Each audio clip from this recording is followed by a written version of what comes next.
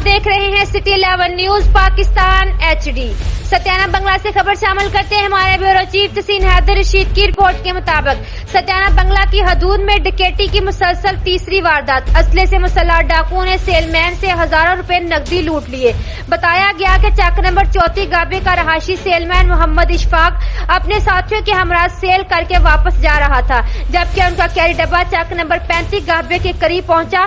وہاں پر motor cycle سوار نے دو مسلح ڈاکو نے اسلحے کے زور پر ان سے مبینہ طور پر 80,000 کے قریب نقدی لوٹ لی۔ ڈکیٹی کی مسلسل تیسری واردات کے بعد عوام میں خوف و ہراس پھیل گیا اور لوگ اپنے آپ کو غیر محفوظ سمجھنے لگے۔ تاجروں اور عوام نے CPO فیصل آباد سے مطالبہ کیا ہے کہ چوری ڈکیٹی کی بڑھتی ہوئی وارداتوں کو فوری طور پر کنٹرول کیا جائے۔